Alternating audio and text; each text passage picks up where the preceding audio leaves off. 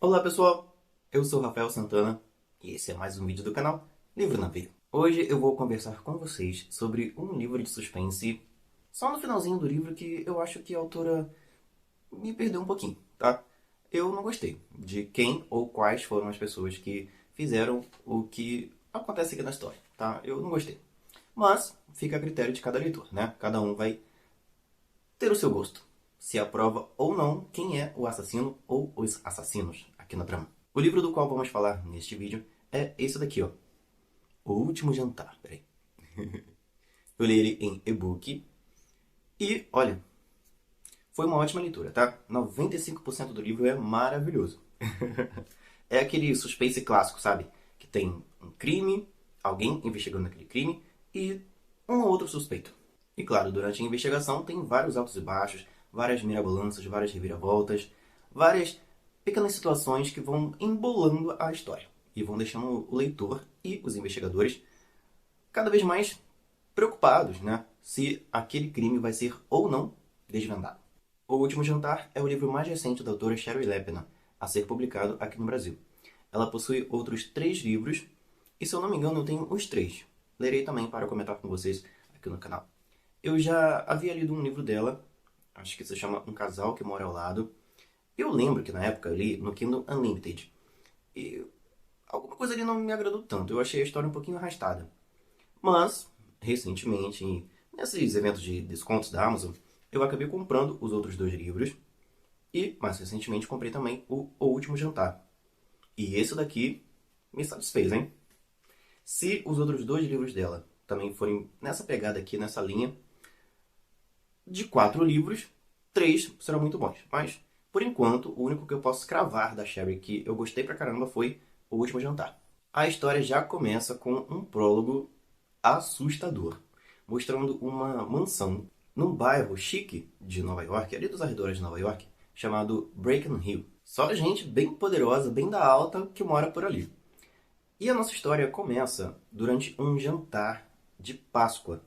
Domingo de Páscoa, uma certa família se reúne, 2 pais e 3 filhos, cada um com seus pares, né, com seus cônjuges, ou namorado, assim, inesperado, como é o caso da filha Diana, a filha mais nova dos três filhos desse casal. E depois desse jantar, dessa reunião em família, o casal, Fred e Sheila, eles amanhecem mortos da pior maneira possível que se possa imaginar. O Fred Merton, o patriarca dessa família, foi, né, no pescoço e nas costas, sabe? Várias vezes. Ou seja, quem fez isso com ele odiava o camarada, ao ponto de deixar ele completamente, assim, sangue para todo lado na casa. E a Sheila Merton, que é a matriarca da família, ela aparentemente foi a primeira vítima, porque ela estava na sala de estar, na sala que dá entrada para casa, e ela foi no pescoço, alguém, né, amarrou uma coisinha no pescoço dela e pim, sabe? Puxou e, né? Não quero falar as palavras aqui porque eu não sei se o YouTube vai implicar com o meu vídeo. Mas dá pra imaginar, tá? O que aconteceu com ela também. E aí, no dia seguinte, ou se não me engano, 2 dias depois desses assassinatos, dessas mortes horríveis, a empregada da família, a Irina, ela vai até a casa, porque ela teria que trabalhar, e encontra esses 2 corpos lá. Sobre essa questão de quanto tempo passou entre o assassinato e a descoberta dos corpos, eu fiquei meio confuso, porque no capítulo 1 se diz 24 horas antes das mortes. E depois só é dito que os corpos foram encontrados 2 dias depois. Então eu fiquei meio embolado aqui. Não sei se eu que não entendi direito durante a leitura ou se o livro que... não sei o que houve aqui. Mas, voltando para a história. A Irina, a empregada, encontra então esses corpos e ela, apavorada, liga para a polícia e 2 investigadores vão até lá, o Raz e a Beer. Eles então começam essa investigação, começam a tentar pegar pistas e encontrar uma explicação para que aquilo tenha sido cometido, aquele crime horrendo contra aquele casal tenha sido feito. E é claro que os 3 filhos da família se tornam então os primeiros suspeitos, os primeiros maiores suspeitos. São eles o Dan Merton, que é um homem um pouquinho abalado, um pouquinho frágil, psicologicamente falando. Ele passou por algumas situações ao longo da vida e está passando atualmente que o deixam muito atormentado. E, de certo modo, até com alguns princípios de depressão. Ele é casado com uma mulher chamada Lisa. E, recentemente, o Fred Merton, que é o pai dessa família, né, que era um empresário muito importante, muito rico, tal, milionário, ele vendeu a empresa da família e o Dan, que trabalhava nessa empresa, acabou sendo demitido. O novo dono mandou todo mundo embora. E isso abalou muito o Dan. Primeiro porque ele queria herdar aquela empresa, ele achou que quando o pai falecesse, aquela empresa seria dele, que ele comandaria aquela empresa, já que as outras duas irmãs nunca demonstraram muito interesse por ela. E agora que o pai vendeu a empresa, não é mais dele. E ainda por cima, ele tinha um cargo importante lá. E agora não tem mais. Foi mandado embora. Então, tudo isso mexeu muito com ele. Por que também? Porque o Fred, que é o patriarca dessa família Merton, não era um homem muito bonzinho, não. Ele é descrito ao longo do livro como um psicopata. Inclusive, na infância dele, ele que causou a morte do próprio pai, de forma meio camuflada ali, né? Ele escondeu isso, ele e a irmã, uma personagem chamada Audrey, esconderam isso de todo mundo. Ele forjou a morte do pai, mas quem causou a morte do pai dele foi ele mesmo. É um círculo vicioso. O pai do Fred era violentador, batia na mãe, batia nos filhos, nele e na irmã. E aí, meio que para se livrar desse pai violentador, ele levou o camarada para o celeiro, armou uma armadilha e pendurou o camarada lá, né? E aí vocês também já sabem o que aconteceu com esse cara. E claro, disse para a Audrey, que acabou vendo tudo acontecer, que aquilo seria um segredo entre os dois irmãos, o Fred e a Audrey, que eles não poderiam contar nunca para ninguém que o Fred fez aquilo com o pai. Teoricamente, o pai teria se, né, por conta própria. Ou seja, desde adolescente, o Fred não é flor que se cheire. E ele cresceu, se tornando um homem importante, milionário, etc. Formou essa família, casado com a Sheila, e teve seus 3 filhos, o Dan, a Catherine e a Jenna. E seus instintos violentos se refletiram também como pai.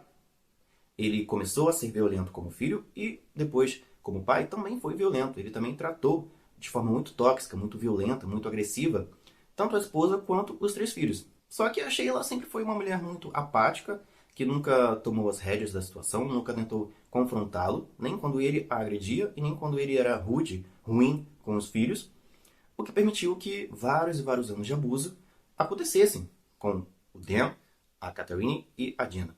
Então, nenhum dos 3 filhos desse casal, do Fred e da Sheila, gostam do pai. Da mãe, apesar dessa questão, né, deles terem um pouco de, como eu posso dizer, um pouco de mágoa, digamos assim, da mãe. Porque a Sheila nunca os defendeu, nunca confrontou o marido para que ele parasse com aquelas agressões, com aquela toxicidade constante contra os filhos. Mas, ainda assim, cometer o que foi cometido contra os dois, tem que ter muito ódio envolvido aí. O Dan passou maus bocados nas mãos do pai, tanto na infância quanto atualmente na vida adulta. Então ele teria também razões, motivos para ter cometido esses 2 crimes, essas 2 mortes. Aí não foi só as mortes, não. Também roubaram coisas bem valiosas da casa, joias e tudo mais.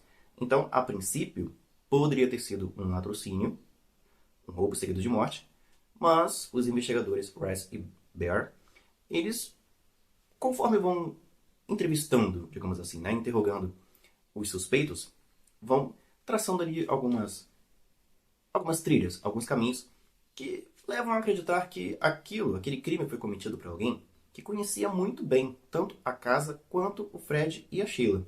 Não era uma pessoa de fora, um forasteiro.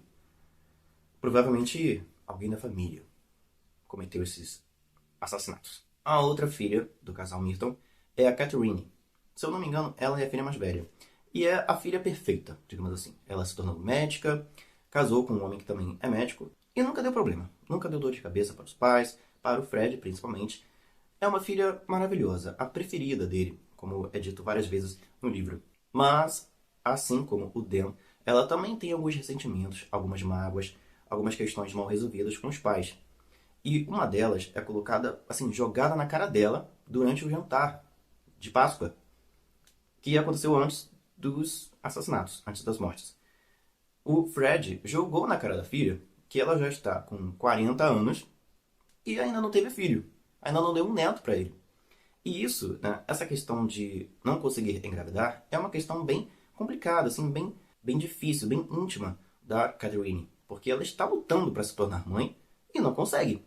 Então é uma ferida da alma da Catherine que o Fred catucou ali, o pai dela catucou ali, durante o jantar na frente de todo mundo, com a maior grosseria possível, sem dó nem piedade. Será que isso teria despertado uma raiva nela e causado o que aconteceu? A outra filha da família, formando aí os três filhos, é a Jenna, uma jovem muito bonita e tal, artista. Ela cria esculturas, porém esculturas bem peculiares. Esculturas, na maioria das vezes, da genitália feminina, que o pai considera obscenas. Então tem aí também uma desavença entre o Fred e a Jenna. Ela é a filha rebelde. Ela faz tudo pra contrariar, tipo aquele grupo de pagode, só pra contrariar. Ela usa drogas, bebe pra caramba, fuma, tem uma vida amorosa bem, sabe, liberal, cada dia tá com uma pessoa diferente, já namorou mulheres, já namorou homens, está com um rapaz atualmente que ela conheceu há menos de um mês, então assim, filha modelo ela não é para o Fred.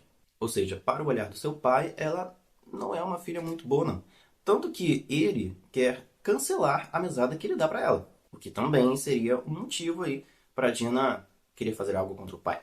E claro, assim como a Catherine e o Dan, a Jenna também sofreu ao longo da infância e adolescência nas mãos do Fred. Ele tratou os filhos muito mal durante toda a vida. Tivemos então esse jantar de Páscoa e rola umas desavenças aí durante esse jantar que praticamente não durou quase nada, porque o Fred começou a dizer um monte de grosserias, um monte de coisas, começou a atacar mesmo assim as coisas que ele pensa a respeito da família, na cara de todo mundo saiu de lá, sabe, revoltado, inclusive a Irina, que é a empregada. Então, ver que depois desse jantar, depois dessas desavenças, dessa raiva, dessa ira ter se levantado ali na mesa de jantar dessa família, esse crime veio a acontecer, esses crimes, na verdade, fica meio que na cara que é alguém que estava ali. Um dos quatro que estava ali naquele jantar teria cometido isso. Um dos quatro não, um dos sete, porque tem o Jake, que é o namorado da Jenna, a Lisa, a esposa do Dan, e o Ted, o esposo da Catherine, no meio dessa situação aí também. E a narração do livro, que é em terceira pessoa, vai mostrando os pensamentos de cada um deles. Aparentemente, nenhum deles teria cometido o crime, porque todos eles meio que vão suspeitando uns dos outros. Vão sugerindo que, foi fulano. Fulano fez assim, fez assado, então foi ele. Todos eles aqui, de alguma forma, tiveram um contato posterior com os pais. Foram até a casa dos pais depois desse jantar e antes dos crimes serem cometidos. O Dan, ele tem o hábito de, quando ele está meio transtornado, de sair de casa e ficar dirigindo por aí. E ele foi até o endereço dos pais. Ele esteve por lá, passou por lá, entre o jantar e os acontecimentos aí das mortes. Outra personagem que também continuou na casa depois que os outros foram embora e que estava revoltada com o pai era a Diana. O finalzinho do capítulo em que o jantar acontece mostra que ela permaneceu ali. Por quê? O que mais ela teria a dizer para o pai? E para a mãe também, né? E a Catherine, também naquela noite fatídica, ligou para a mãe que não atendeu o telefone e, preocupada, foi até lá. Foi até a casa dos pais. Ou seja, nenhum dos três tem álibi para provar que não estiveram lá na casa dos pais na noite em que os crimes aconteceram, durante o horário em que os crimes aconteceram. Então, qualquer um dos três poderia ter cometido isso. E durante um tempo, eu até suspeitei que talvez os três tivessem feito isso. Mancomunados, juntos, certo? Ao longo do livro, várias pistas, várias provas, evidências, vários elementos novos, informações novas vão aparecendo, tanto através dos personagens, dos seus pensamentos, das coisas que eles vão fazendo e dizendo uns para os outros, quanto através da própria investigação. E tem outras personagens aqui na história que também são bem importantes. Tem a Ellen Cutter, que é mãe de uma jovem chamada Rosie Cutter. Ela é advogada e ela está numa situação bem complicada. Aparentemente, ela fez alguma coisa muito errada e aquilo está transtornando ela. Agora, que coisa errada foi essa? E temos também a Audrey, que é a irmã mais nova do Fred, o patriarca dessa família, que foi, né? Ele já estava programando um testamento e, segundo a Audrey, ela herdaria 50% da fortuna do irmão. Ou seja, é muito dinheiro, né? Ele deixaria mais ou menos 24 milhões de dólares de herança. E a Audrey acredita que um dos três filhos sabia que a tia herdaria metade da fortuna do pai deles. E a morte do Fred aconteceu, muito convenientemente, na noite anterior ao dia que ele visitaria o seu advogado para atualizar o seu testamento, para mudar o testamento. O primeiro testamento dele dividiria o seu dinheiro, sua fortuna, por igual entre os filhos. E esse novo testamento, que segundo a Audrey ele faria, essas mudanças no testamento, ele daria metade para os 3 filhos e a outra metade para a Audrey. Então, essa morte do Fred teria sido cometida por alguém que não queria que 12 milhões de dólares fosse para os bolsos da Audrey. Alguém que sabia que ia herdar menos do que gostaria. Ou seja, um dos filhos. E talvez a empregada também, porque a Irina também está no testamento. Não apenas ela, mas uma outra personagem, que eu não vou dizer aqui para não entregar spoilers da história. E por falar em spoilers, eu vou parando por aqui, porque eu não quero que você saiba demais da história antes de começar a ler O Último Jantar. Preciso que você seja surpreendido também. Agora, bem rapidinho, tá? Spoilers à frente, tá, pessoal? Porque eu vou falar agora com quem já leu, tá? Spoilers. A pessoa escolhida para ser a assassina da história. Eu não gostei, não. Sei lá, eu acho que se fosse todos os filhos juntos, mancomunados, seria mais interessante. Teria sido uma reviravolta melhor, um desfecho melhor. Até se a esposa do Fred, a Sheila, tivesse decidido, né? Ela meio que tivesse arquitetado tudo com os filhos ou com outras pessoas para causar essa morte e tal, para meio que se redimir por nunca ter feito nada contra o marido para proteger os filhos, acho que também seria interessante. Também teria sido bacana. Claro que ela morreria, meio que seria um sacrifício dela, né? Para que esse crime acontecesse. Mas ainda ia ser mais legal do que a Jenna ser a pessoa que fez tudo. Mas isso não tornou um livro ruim. Ele continua sendo um ótimo suspense. Se você quiser ler essa história, tanto em formato e-book quanto em formato impresso, compre o livro através do link de afiliado que eu deixei na descrição desse vídeo. Não só O Último Jantar, mas qualquer coisa que você for comprar na Amazon, através do meu link, vai estar contribuindo pra caramba com o crescimento do canal Livro na Veia. E claro, deixe o seu like, compartilhe esse vídeo com outras pessoas que também curtem suspense pra caramba, assim como você. E claro, se ainda não se inscreveu aqui no canal, faça isso agora. Inscreva-se e também ative o sininho, para que o YouTube te notifique quando novos vídeos saírem aqui no canal. Um forte abraço e a gente se vê nos próximos vídeos. Tchau!